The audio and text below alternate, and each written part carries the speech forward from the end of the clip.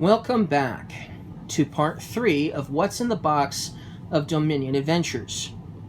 So, we're going to start this video off with the remaining action cards that we still have not yet to go over. These are special cards. You can probably tell they're special because they have arrows on them, and none of the other cards have those background arrows on them. But another thing is they have Traveler on them as well. These are Traveler cards, and Traveler cards are very unique to Dominion Adventures. There's no official Dominion expansion that has Traveler cards. And so in a way, these Traveler cards are very thematic with the Adventures theme of the expansion for sure.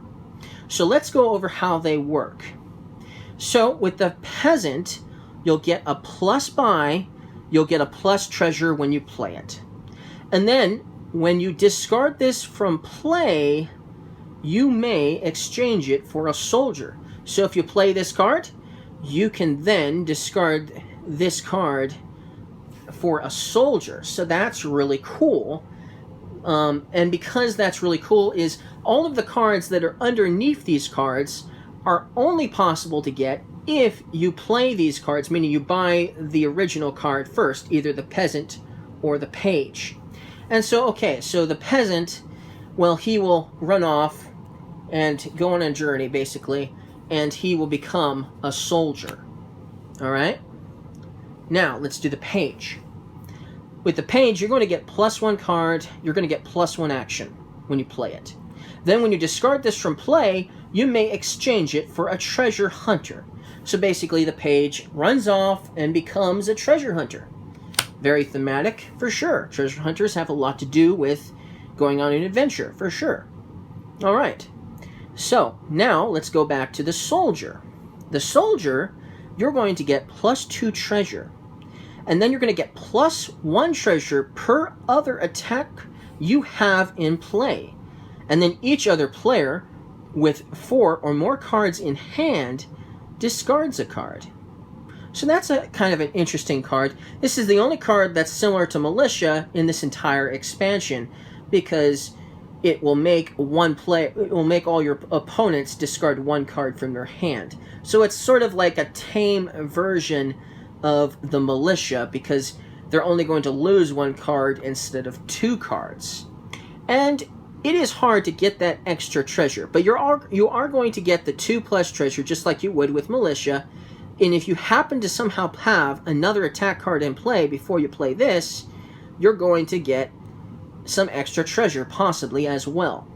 But then, after you discard this from play, you may exchange it for a fugitive. So then, obviously, they lost the war. He lost the war. He was on the losing side, and now he's, on the run as a fugitive. Right, now let's do the Treasure Hunter. With the Treasure Hunter, you're going to get +1 action. You're going to get +1 treasure. Then you're going to gain a silver per card the player to your right gained in his last turn. So if he at least bought 1 card or gained 1 card, you're going to get a silver. But if he bought or gained a bunch of cards, you'll gain a bunch of silvers. So this could potentially give you a bunch of silvers in the beginning of the game. And at least you're going to get an extra action and an extra treasure when you play it. So that's still a pretty nice card. But then, when you discard this from play, you may exchange it for a warrior. So then the Treasure Hunter, obviously, if he's going to be looking for treasure, he's going to obviously have to get stronger and deal with a lot of problems. And so that's what he did, and obviously he went and became a warrior. Alright, let's go back to the Fugitive. Alright, so the Fugitive, you're going to get +2 cards, you're going to get +1 action, and then you're going to discard a card. So that's still pretty nice. You only have to discard 1 card, and you get to draw 2 cards, and you get an extra action. So it's a pretty easy to play card. And then when you discard this from play, you may exchange it for a Disciple. And so the Fugitive finally found a place to sort of call home, and now he is a disciple, and he's being trained by, somebody, obviously, to do things the right way now. Because obviously going to war was, bad for him. It didn't work out too well for him, and now he's, maybe working for a monk or something like that. All right. Then we have the warrior. You're going to get +2 cards when you play this card. Then for each traveler you have in play, including this, each other player discards the top card of his deck and trashes it if it costs from 3 or 4. So that's kind of like a light version of the giant, because it's only going to trash cards 3 or 4. So silvers are 3, obviously. You might have some action cards or other action cards that are either 3 or 4. And if you have some other travelers in play besides this, and you're going to get to do this a couple of times maybe to your opponents. So that's pretty cool. They reveal a top card of their deck.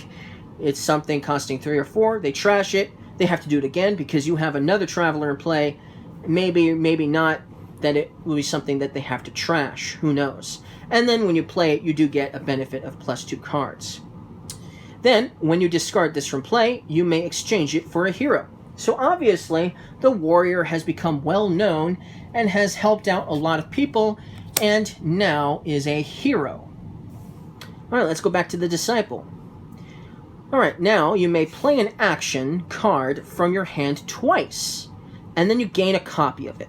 So basically, this is like Throne Room, because it's going to allow you to play an action card from your hand twice. So it's exactly like Throne Room in that sense. But you also gain a copy of it as well. So if the action card you play, you'll get to gain a copy of it as well. If it's an action card you can gain a copy of.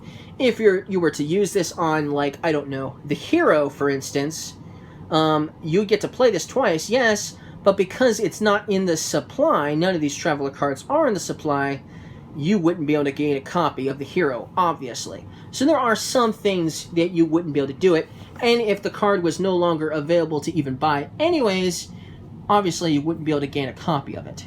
And that has happened to me more times than I can count. When I've played this card, I'll be like, I don't get anything. I don't get a copy of anything, because it's not a card I can gain a copy of. But anyways, after the disciple has been played like that, you may then discard this from play, and then you may exchange it for a teacher. So when you discard this from play, you'll exchange it for a teacher if you want to. So now he's the master. He's the teacher. He's settling down. He's got lots of students that he's teaching, and he's a teacher. And if you look closely at the card, it doesn't say traveler anymore, because he's done with his journey. He's done traveling. So it's sort of thematic in that sense as well. Alright, let's do the hero next. With the hero, you get +2 treasure when you play it, but then you gain a treasure. That is awesome. You could gain a gold playing it. You might keep the hero around quite a while. You might decide to play the hero again and again to gain a bunch of golds. And it's definitely worth keeping if you're playing with prosperity and you're playing with the platinums, because then you could use it to gain a platinum, which is even better, which is awesome. So the hero is definitely a really good card. But there are some reasons why you might want to basically move on to the next step, to the next card. So when you discard this from play, you may exchange it for a champion. So now the hero is a champion. Nobody is a match for the champion. Alright, so let's do the teacher next. Now the teacher is a reserve card, so you're going to need the tavern mat. Okay? So when you play the teacher, you're just simply going to put this onto your tavern mat. Okay? At the start of your next turn, you may call this to move your +1 card, +1 action, +1 buy, or +1 treasure token to an action supply pile you have no tokens on, and then when you play a card from that pile, you first get that bonus. So, let us find us some good cards that you could use this strategy with. Alright, so here's one of my examples, for instance. So, you have the teacher sitting on your tavern mat. It's the start of your turn now. You may call this to take one of a special type of token. We have the plus action token. We have the plus treasure token. We have the plus buy token. and we have the +1 card token. Now, you can choose one of these tokens and then put that token onto a action supply pile. So for instance, you could basically call the teacher, or should I say discard the teacher from the tavern mat to put the +1 action on, or should I say, let's go with the +1 card actually. Let's put the +1 card on the ranger. So then, whenever you play the ranger for the rest of the game, this is going to be sitting on the supply pile, not in your deck somewhere, not in your hand. It's your supply pile. The next time you play the ranger, you're first going to get that +1 card, then you're going to flip the journey token over. You'll always obviously get the +buy, and then maybe you'll get 5 more cards. So potentially, every other turn, you could get 6 cards instead of 5. So that's definitely an option you can do. So that's one of my examples. The next example is with the miser. You could instead put the +1 action token onto the miser, and then every time you play the miser, you'll get a plus action and you won't waste an action playing the miser, which is really nice. So that's my second example. Then my next example is this card here, the port. You could put, for instance, the +buy on the port, and then every time you play a port, you'll get a card, you'll get 2 actions, and you'll get a +buy. That's pretty nice, for sure. And then my next example is with the artificer. You could put, for instance, the +1 treasure token onto the artificer. Instead, you'll get +1 card, +1 action, and +2 treasure. So even better than simply 1 treasure, obviously. So those are just examples. You can do any format you want. You could put the +1 treasure on the port. Doesn't matter. It's up to you. It's your strategy. And obviously, you'll get to do this maybe a couple of times in the game. Maybe even more, depending on how long the game is. Because then the teacher will go to your discard pile. Then eventually he'll end up into your hand again. And then eventually he'll end up back in the tavern mat. And then eventually it'll be the start of your turn. And you'll be able to do the same thing once again. And so that is how the teacher works. So that is a very powerful card, for sure. And it's definitely worth going on the adventure to get to begin with, for sure. It's a really cool card. Next we have the champion. Alright, so the champion is going to give you a plus action when you play it. And then for the rest of the game, when another player plays an attack card, it doesn't affect you. And when you play an action, +1 action. So this is powerful. It makes the hero look very tame and weak. The champion protects you from all attack cards, as long as the attack card says attack card, and they won't affect you for the rest of the game. So this is like a moat, but it stays in play for the whole game, and you don't have to try to get the moat at the same time your opponent plays an attack card, which is awesome. But another thing that makes it awesome is it gives you unlimited actions. Every time you play an action, you're going to get +1 action. You play another action card, you're going to get +1 action. You are not going to run out of actions, which is awesome, powerful in 2 ways, for sure. So this is definitely one of the best cards there is. Definitely. Awesome, powerful card, for sure. And so it's definitely worth going for the champion. Even if you're not playing with really any attack cards anyways, the whole unlimited action thing is totally worth it. And so that is it for all of the action cards. But we still have some events to go over. So let's go over them next. So here we have Traveling Fair. This is going to be costing you 2 money to purchase. You're going to get +2 buys, and then when you gain a card this turn, you may put it on top of your deck. So that's pretty nice. It could make it so you get to play that card sooner rather than later. And it gives you a couple extra buys, so assuming you have some more treasure, you can definitely, possibly, get another card. Now this is an event that actually doesn't come with the Adventures expansion, but I didn't really have... I decided to put it with the Adventures expansion anyways. So, this one costs 5 money to purchase this event. And events don't ever go into your deck. They will always stay on the table. So that's something to note. So when you purchase this event, you're going to gain an action card costing up to 4. Then you get to set it aside, and if you do, then at the start of your next turn, you get to play it. So basically, it's letting you play the action card costing up to 4 for free at the start of your next turn. That is really powerful, and it's definitely worth doing a couple of times, if not more. Now, we're not going to go over every single event, but we are going to show you them. You may discard an event. You may discard an attack, or 2 curses, or 6 cards. If you do, gain a gold, and it costs 0. Then we have the mission. I'm not going to go over this one, but I'll let you guys look at it for a few seconds.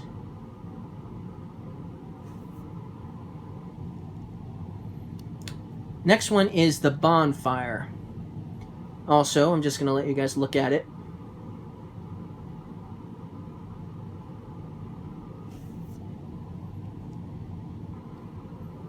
Then we have trade.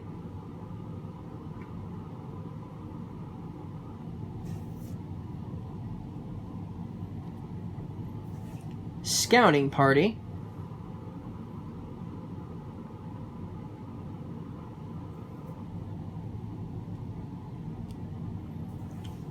Save.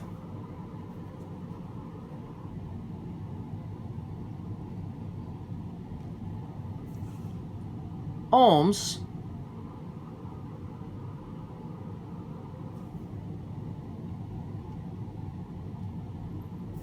And here's training. So this one costs 6 money, and when you play it, or when you purchase it, you're going to move your +1 token, which is this, to an action supply pile. And then when you play a card from that pile, you get +1 treasure. So that's training, and that's pretty nice. Then we have Lost Arts. This one also costs 6 money, and when you purchase this event, you're going to move your +1 action token to an action supply pile, and then when you play that action card from that pile, you'll first get +1 action. So the Lost Arts is definitely a cool card. Then we have Borrow. Now this one costs 0 money to get, and it works with one of the tokens. So you're going to get +1 buy, and then once per turn, if your -1 card token isn't on your deck, you'll put it there, and you get +1 treasure. So basically, you're going to lose a card thanks to this token here for the price of getting an extra treasure. And you do get an extra buy, so you're just borrowing a tiny little bit of treasure. This could be handy. If you have 7 money and you really wanted to buy that province, it might be worth taking this penalty to get the extra treasure plus the buy to buy the province. So that is Borrow, and that it could be a very useful event at times. Alright, then this is an event that works with the Journey token. It's called Pilgrimage. Once per turn, turn your Journey token over. It starts face up. Then if it's face up, choose up to 3 differently named cards you have in play and gain a copy of each. So if it was already face down because you had purchased the event Pilgrimage earlier, or if you had played an action card that let you play with the Journey token, it might be face down. And so when you purchase this event, you flip it over, it's face up. Then you gain up to 3 differently named cards that you have, in play. So it could be like, for instance, a gold. It could be some really good action card, like maybe the Giant.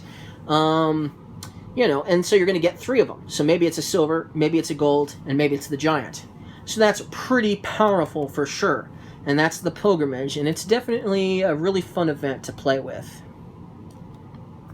Then we have Pathfinding. Once again, this works with a token. It costs 8 treasure, but when you purchase this event, You'll move your +1 card token to an action supply pile, and then when you play a card from that pile, you first get +1 card. So that's really cool. Inheritance.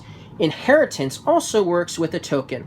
A token we have not gone over yet, because this token only works with this event. So for 7 money, you get to purchase this event if you have 7 money. There are lots of times when you have 7 treasure and you really wanted that province, but maybe, just maybe, you haven't purchased this event yet. And then if you haven't, this is an awesome event. Okay, and it's definitely probably my most favorite event. Once per game, set aside a non-victory card, a non-victory action card from the supply costing up to 4. You'll move your estate token to it. And then your estates gain the abilities and types of that card. So basically, let's do a for instance. Let's say I want a good card here. Let's just say it was the port. Let's just say I put the inheritance token on the port. Now, all of my estates in my deck are basically ports, and you get a plus card, and you get +2 actions every time you play that estate, because now it is a port instead. It's still worth victory points at the end of the game, so Inheritance is definitely a card worth keeping your estates around. And if you get something like the port, obviously you're going to want to buy estates instead of ports, because this way you get victory points at the end of the game to boot. So the Inheritance is a very awesome event. One of the best there is, for sure. Okay, next we have Raid. This also is sort of an attack event. It's not an attack card, so because it's not an attack card, you can still hurt somebody who has a champion in play.